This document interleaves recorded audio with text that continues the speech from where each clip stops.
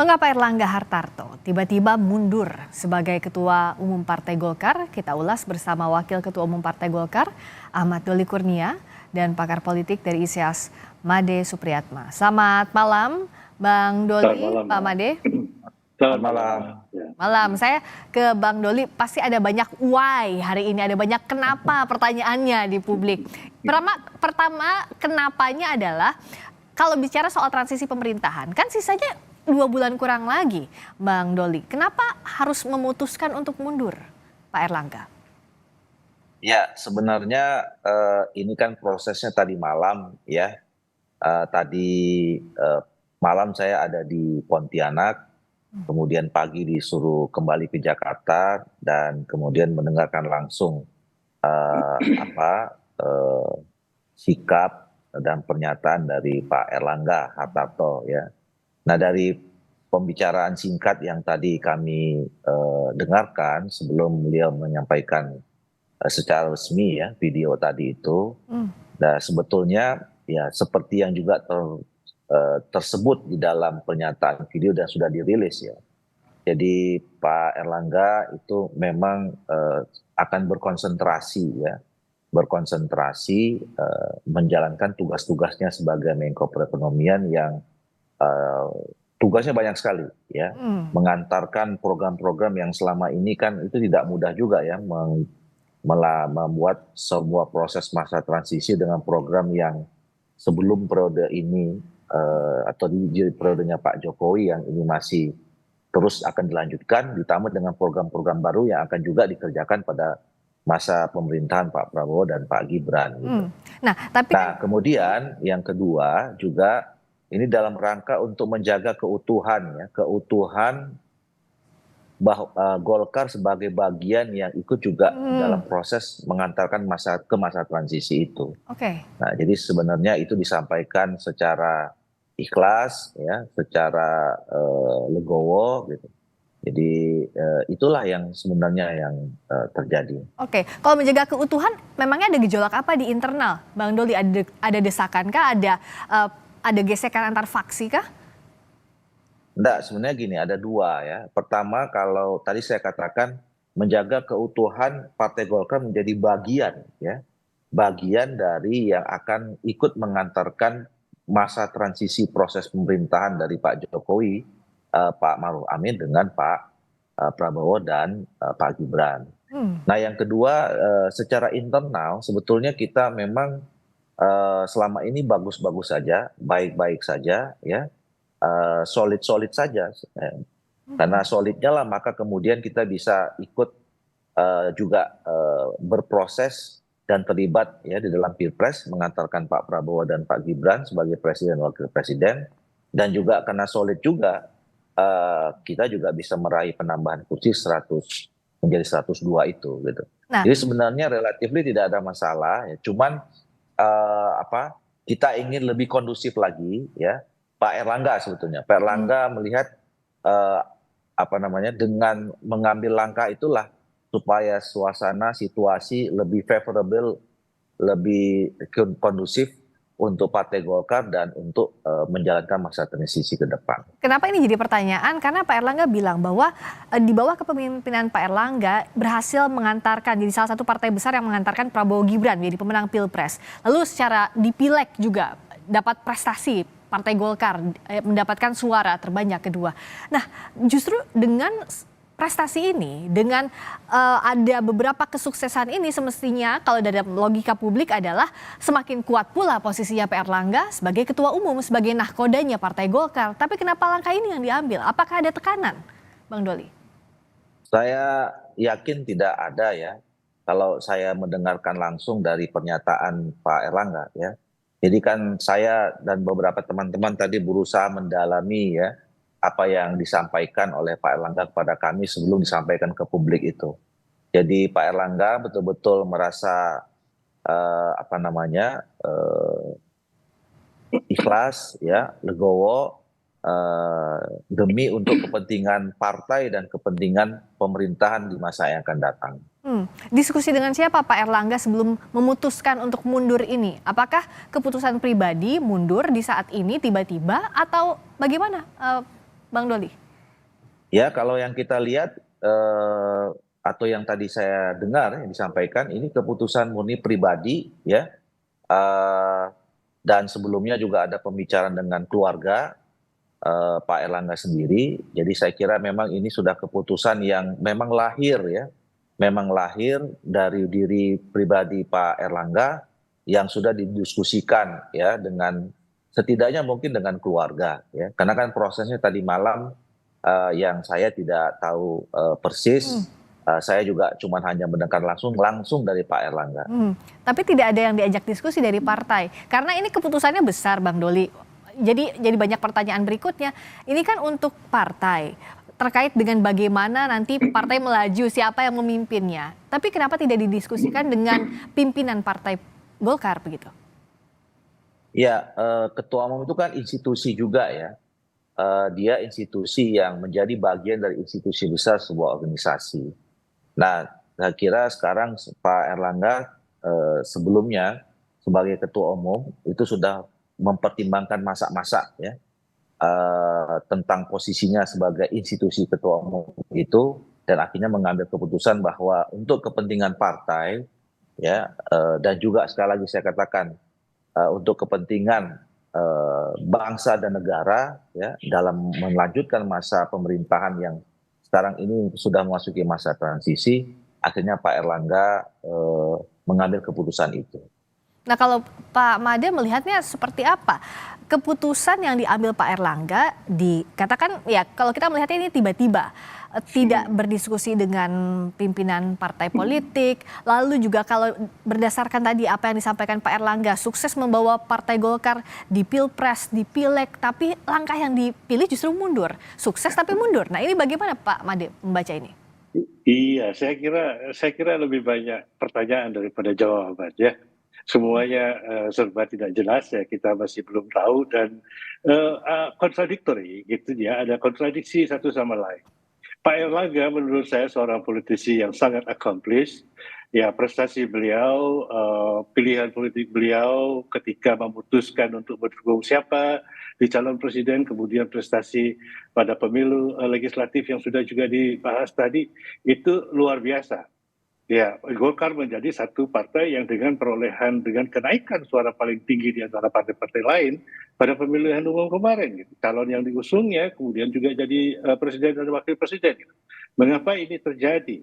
Nah, ini yang saya kira mungkin, ya, kita tidak bisa dalam pandangan demokrasi, kita tidak bisa berlaku seperti begini. Gitu. Orang yang melakukan se-accomplish itu harusnya ada reward, gitu, ya. Harus ada reward terhadap beliau, bukan harus disingkirkan, gitu, ya. Nah, ini menurut saya, dalam kacamata saya, apa yang terjadi ini adalah expulsion atau penyingkiran beliau dari Golkar, gitu, ya. Untuk dimasukkan siapa yang akan berkepentingan di sini, ini belum jelas.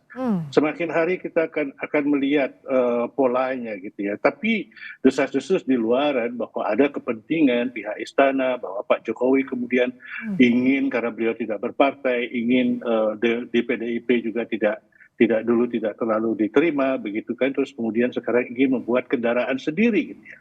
Sementara anaknya Kaisang menguasai satu partai itu terlalu kecil, gitu, ya. Jadi beliau butuh sesuatu yang besar untuk tetap relevan dalam politik Indonesia.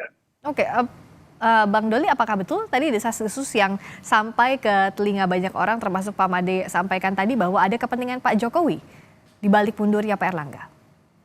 Saya tidak mau berspekulasi, ya, karena saya berada di dalam di Partai Golkar. Saya juga tidak punya pretensi untuk kemudian mendengarkan desas-desus di luar, gitu. Nah, kami selama ini fokus hanya bekerja, apalagi sekarang ini kan dalam masa-masa persiapan pilkada, gitu. Nah, makanya kami mengikuti saja, dan pimpinan kami selama ini namanya Pak Erlangga sebagai ketua umum. Jadi Pak Ketua Umum yang menjadi rujukan kami. Jadi kalau Pak Erlangga mengatakan atau memberikan arahannya, ya kita kerjakan. Termasuk dia mengambil keputusan terhadap pengunduran diri ini pun tentu kami menghormati, ya. Saya kira Pak Erlangga punya pertimbangan sendiri yang mandiri gitu ya. Dan tadi disampaikan bahwa ini keputusan yang menurut dia yang terbaik buat Pak Erlangga, buat Partai Golkar, dan buat bangsa dan negara. Nah, kalau bicara soal mundurnya Pak Erlangga ini, kenapa tadi di awal juga pertanyaannya adalah soal adakah gejolak di internal? Karena sebelumnya ada isu soal Munaslup. Lalu ini bahkan isunya dijawab langsung oleh Pak Luhut yang mempertanyakan kok bisa sih sampai ada isu Munaslup? Toh Pak Erlangga bagus kerjanya, achieve dalam menjalankan tugasnya. Tapi di saat yang bersamaan dalam beberapa waktu kemudian mundur Pak Erlangga. Bagaimana menjelaskan ini, Bang Doli?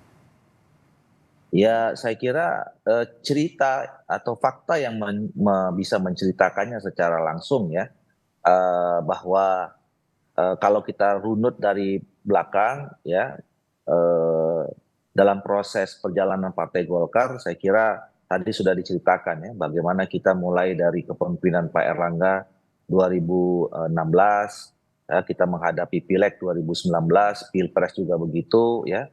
Alhamdulillah waktu kita bisa bertahan nomor 2, kemudian menghadapi Pilkada 2020 kita juga punya cerita yang cukup baik gitu ya. Kemudian di Pileg dan Pilpres kemarin seperti itu gitu. Nah, jadi sebetulnya relatif seperti yang saya katakan tadi, kami selama ini baik-baik saja. Dan kalau memang ada selama ini isu Munaslup, ini kan isu yang apa ya, berulang-ulang, dan ini setiap periode pasti muncul aja. Tapi sekali lagi karena memang kami ini insya Allah bisa menjaga soliditas ya selama ini.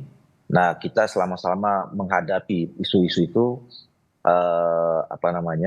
tidak terjadi. Nah, tetapi sekali lagi seperti yang saya katakan tadi, partai ini ada yang memimpinnya. Ya, partai ini ada institusi tertingginya namanya Ketua Umum, dan kami sudah memberikan mandat penuh selama ini kepada Pak Erlangga sebagai Ketua Umum yang dipilih pada Munas 2019 kemarin.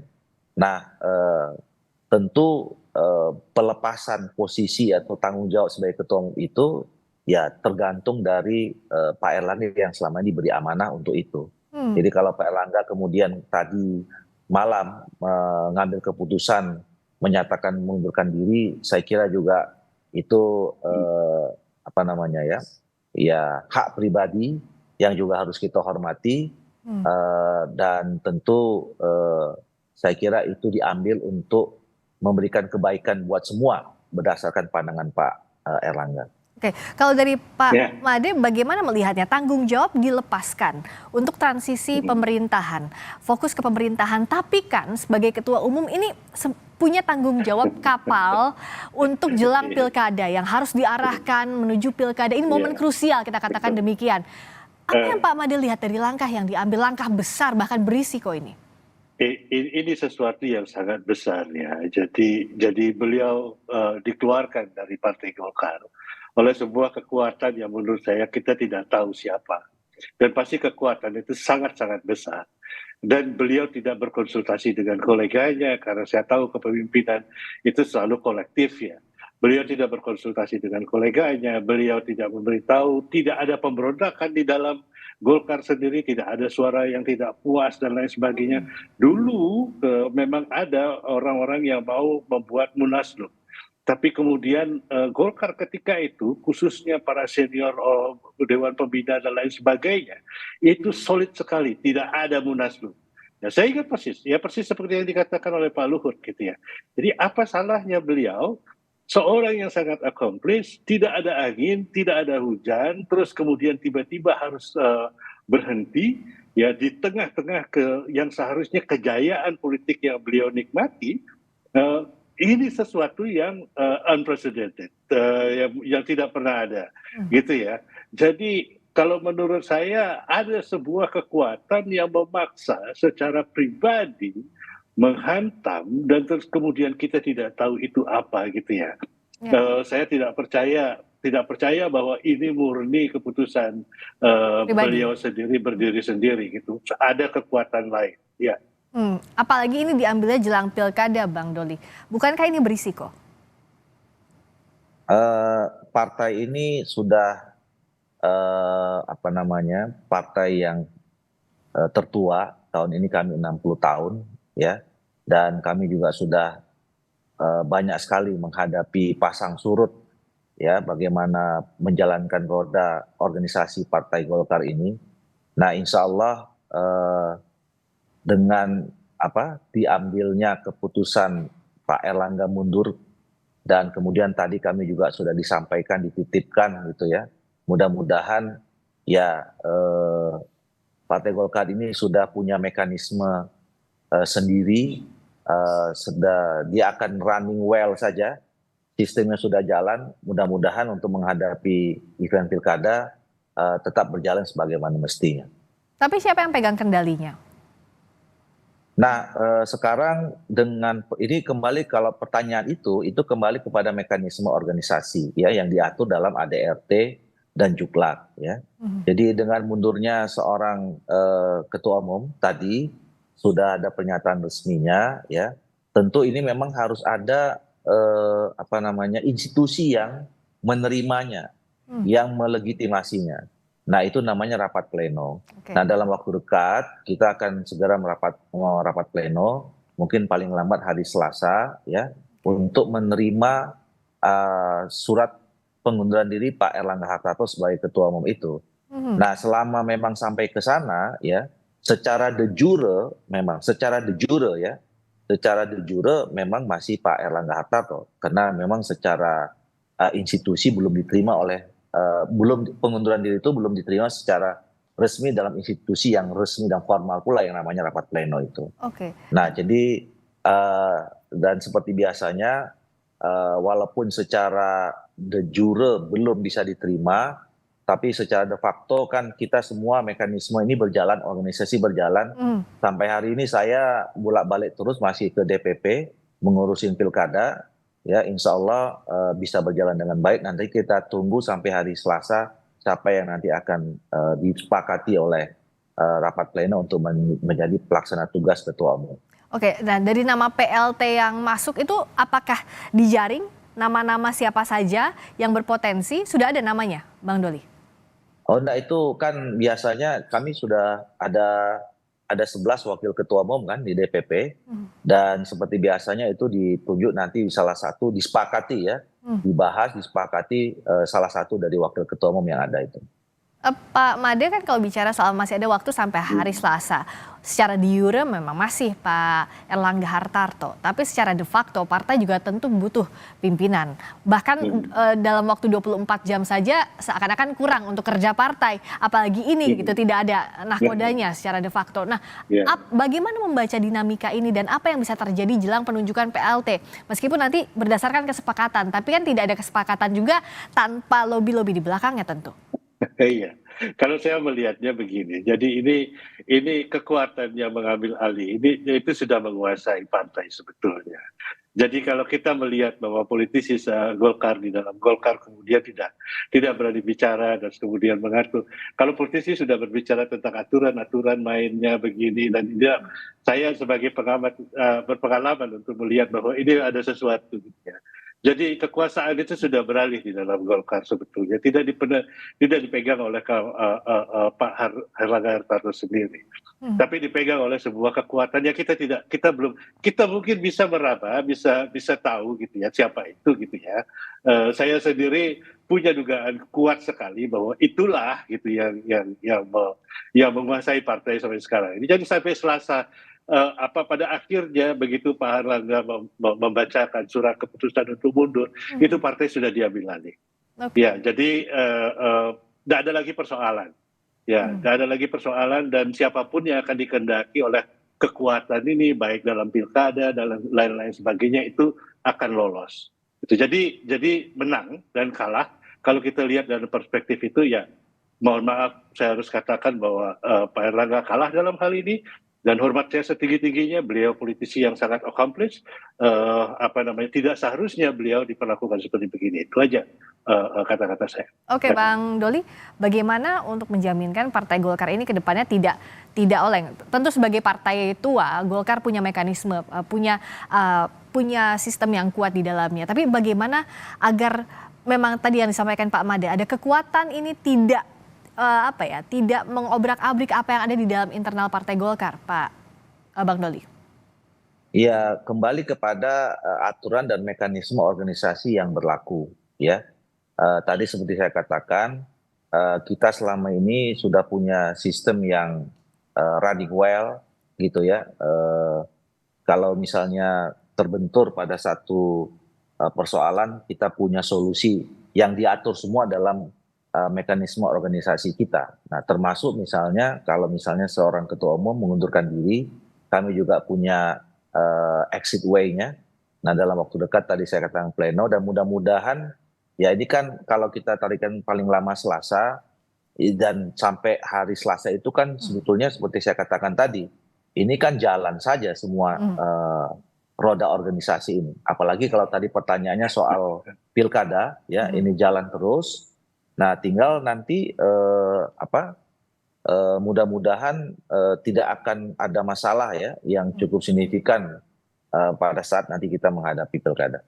Kita akan nantikan siapa yang akan menggantikan posisi Erlangga Hartarto jadi Ketua Umum Partai Golkar, PLT Ketua Umum Partai Golkar hari Selasa ya, paling lambat tadi seperti kata Bang Doli. Terima kasih Bang Ahmad Doli Kurnia, Wakil Ketua Umum Partai Golkar. Terima kasih juga Pak Made Supyatna. Sama Pak Made. Terima kasih, selamat malam.